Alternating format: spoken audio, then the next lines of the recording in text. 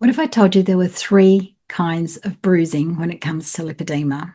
There is. Let's look at it first from a physical perspective.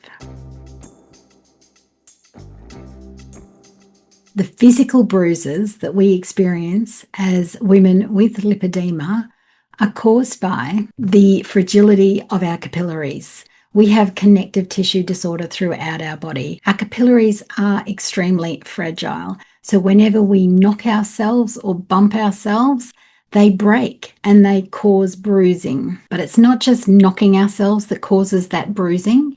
Even just the pressure from inside the body of the extra fluid and the inflammation and the tightness can cause that bruising just in its own right. And I guess that's why most of us have at some point said, where has that bruise come from?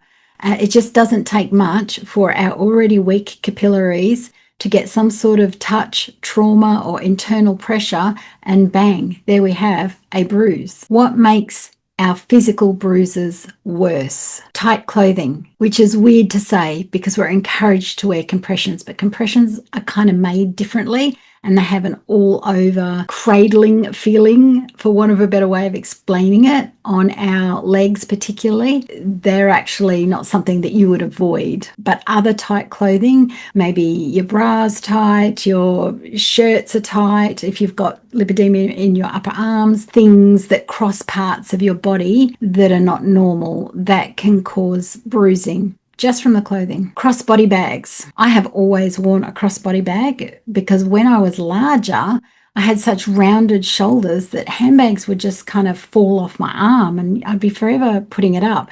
And so really early on, I started wearing crossbody bags. When I was studying, I was carrying a crossbody bag that had my computer in it, my laptop and school books that I was taking to college with me every day. And I would end up with bruises and really bad pains from carrying those bags. So if we're not careful, any accessories that we wear like bags can cause bruising as well. Sitting for long periods or even standing for long periods. Say you work at a checkout or you work in a job where you're standing up serving people all day. That can contribute to increased bruising because that length of time allows fluid to build in our legs and the pressure gets bigger. You've already got fragile capillaries and now you're adding in the load to make them really under a lot of pressure, and it doesn't take even a slight knock that you wouldn't even notice has happened. Even though this is painful fat syndrome, you may not even notice it, and that will contribute to bruising, particularly in the leg. An inflammatory diet, we talk about this all the time.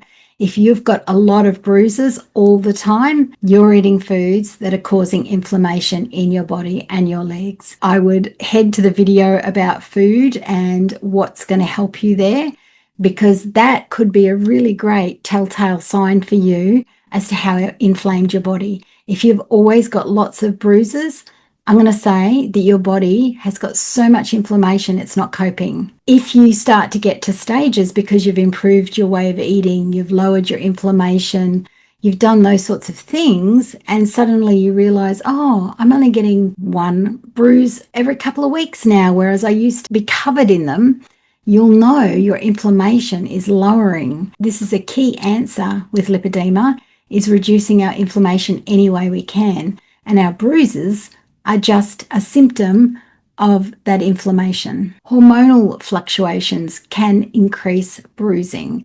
And that's because hormonal fluctuations can also drive lipedema.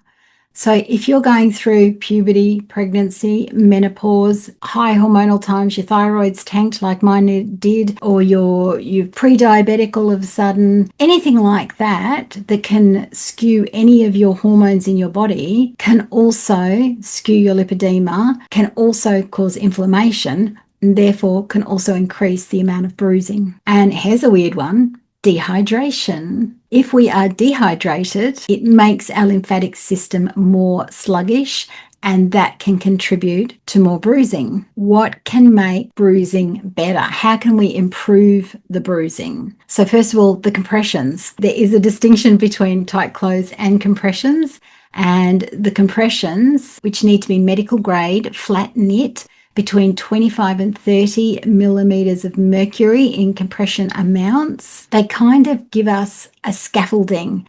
They give us the support and structure that we're lacking in our connective tissue. So it's sort of helpful for keeping everything where it should be and helps to support our capillaries and kind of mitigate any bruising or fragility in the capillaries. It won't always work, but it will help to improve them. Movement, gentle movement, anything that improves our lymphatics will improve the bruising. We need to move for our lymphatics to flow through our body and get out of our lymphatic vessels and into our bloodstream where it gets gotten rid of in the recycling magic that is our body. If we don't move, the lymphatic vessels all over our body have one-way valves and they only open when we move. So if we're not moving, if we're staying still all day, sitting on the couch or sitting at a desk or whatever it is, we're not moving the lymphatics so that they can move around our body, and it becomes stagnant, and that leads to fluid retention, and then that leads to inflammation, and that leads to pain, and that leads to bruising. Moving any way you can in a low impact way will be helpful. The pool, walking, don't overdo it.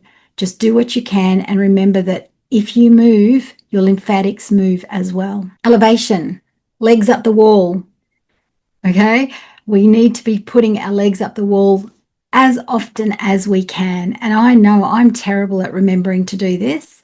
Every now and again, when I'm down in the gym in the condo and I'm in the little yoga room, I might put my legs up, but I tend to forget about it. This is something that helps with venous return, it helps with the lymphatic coming back, and it helps to keep the fluid where it should be in the rest of the body rather than pooling down in our lower legs where often we get the worst bruising. If you have had a bump and you know you've been bumped and you feel like, oh no, that's going to be a big one, ice pack. Ice pack may reduce the bruising and help to settle the capillaries down and potentially not have as big a bruise or as bad a bruise. The other thing that you can use here is arnica. So I always keep arnica cream in the house. It works miracles. It's the bruising cream. It's the bruising herb. I also use arnica tablets for internal bruising whenever I have a surgery to help inside and out always round. So if you're not keeping arnica cream in your house and you bruise a lot, get yourself off to the chemist, the pharmacy, the health food shop, whatever it is, you will find it somewhere. And if you live where there's none of these things, then you'll get someone an iHerb easily. Okay, what nutrients do we need to help mitigate the bruising? And the first one is vitamin C, because vitamin C is one of the better nutrients that we need for keeping our capillaries strong. I've got another whole video just on vitamin C if you want to dive deeper into that. However, all you need to know is that vitamin C is our capillaries' best friend. So this is not a once every now and again thing, and I wouldn't recommend, if you're trying to follow a low carb diet, having oranges every day because you'd need too much. I use vitamin C, those effervescent tablets, has nothing in it but vitamin C. I drop it into a glass of water every single morning, and that is the first thing that goes down my throat every day. Try that for bruising if you don't already do it. So the next nutrient that is helpful to bruising is the bioflavonoids, the hesperidin, the diosmin, the rutin, these sorts of things. And they often come packaged in a tablet all together. So you will find options in your pharmacies with your doctor, different things like that, that will help with this. And it works with vitamin C. It's a synergistic thing. All of our vitamins and minerals need other cofactors, other vitamins and minerals to actually work. They don't all work in isolation of one another.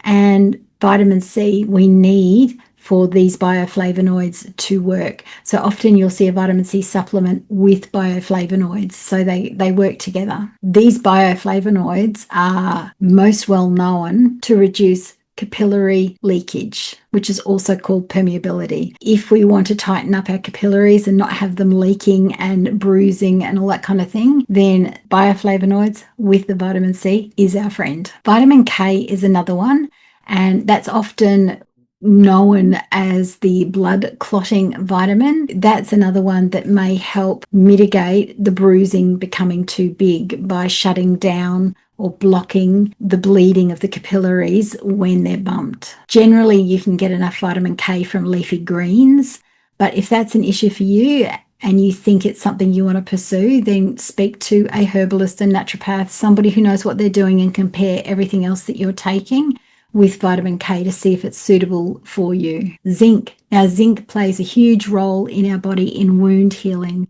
So any issues that we have in our body, like bruising, it's breakage. It's breakage of the capillaries. So we need to repair those capillaries, and zinc is our friend for that repair. And finally, selenium. Selenium is a major antioxidant and it helps fight inflammation. Selenium does amazing things in our body. You can get the selenium you need from just 2 Brazil nuts a day. Be careful if you're following some sort of keto or carnivore or whatever. But if you have no issues with Brazil nuts, you do not need to go and buy a selenium supplement. You can just have 2 to 3 Brazil nuts a day and you get everything that you need. It will help lower the inflammation and lower the bruising. Let's look at lifestyle. So from a lifestyle perspective, to lower bruising, we need to be following an anti-inflammatory diet straight up. That's the first thing. That's removing the grains, the high carbohydrates, the sugars, the fructose, the seed oils, anything that's causing inflammation in the body. We need to remove them if bruising is an issue. Along with compressions, we also could look at manual lymphatic drainage, MLD, for reducing inflammation, and potentially a pneumatic pump as well. And also, just from a everyday lifestyle perspective, look around your house. If you have things that you bump into all the time, we all do, move them. Find a way to not bump into things that you consistently bump into. If you're always, catching yourself on a corner of a bench top or whatever, put a whole heap of bubble wrap on that corner. Do whatever it is you need to do to have your environment at least safe for you to not consistently get bruising, causing issues with your capillaries, because every time you break those capillaries, they have to then heal. So if we can stop them happening in the first place, that's a plus for our body.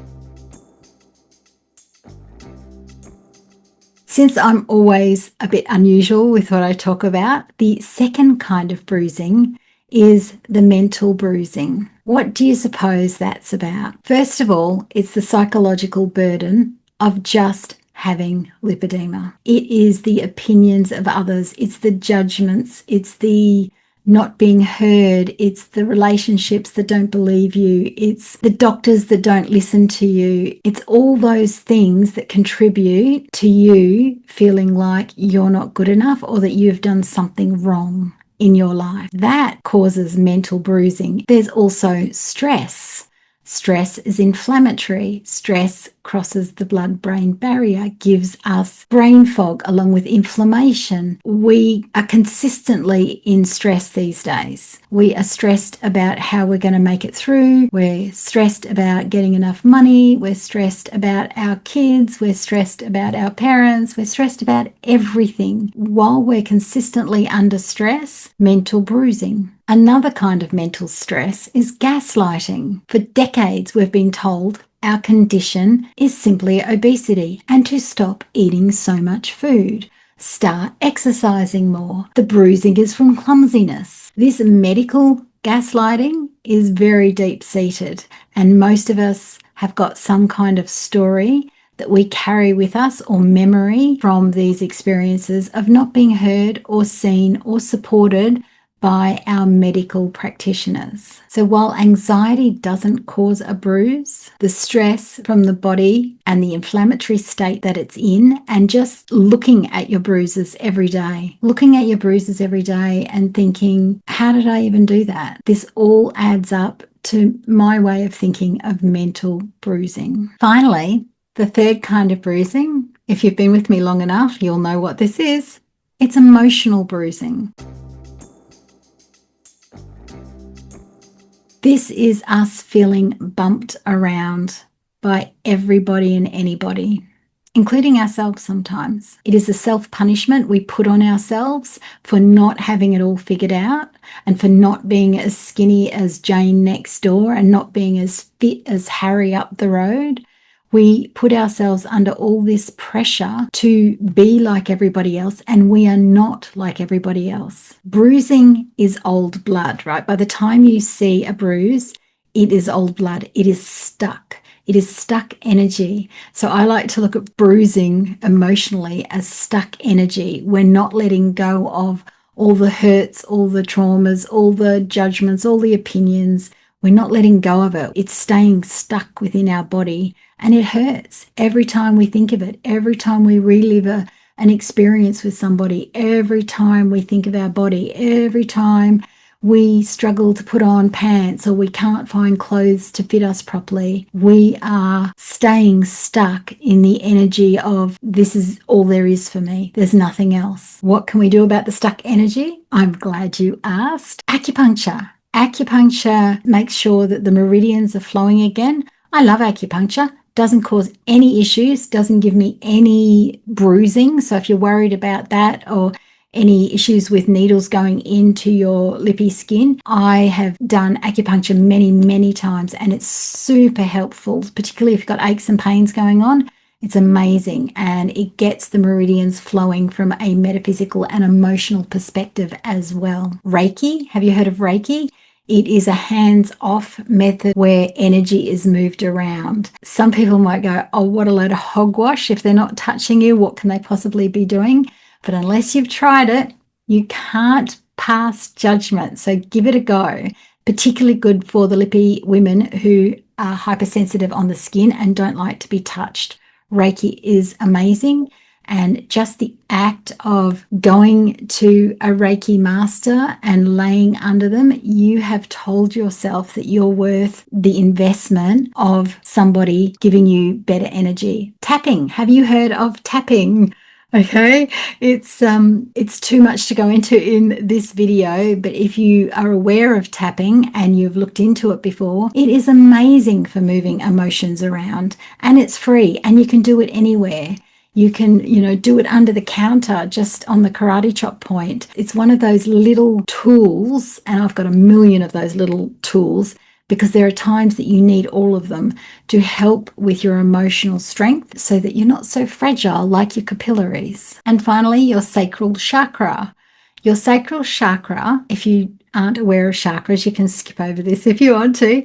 It's orange and it governs fluids, emotions, and the lymphatic system.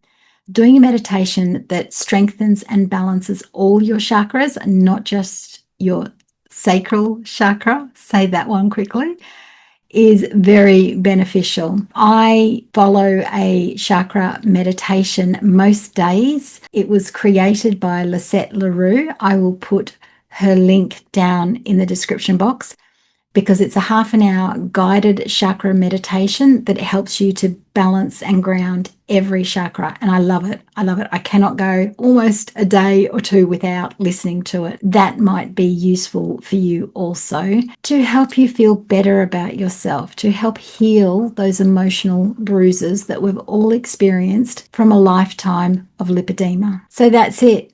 My 3 kinds of bruising, the physical, the mental, and the emotional aspects all play a role in bruising in our body in some way, shape, or form, and we need to address all of them.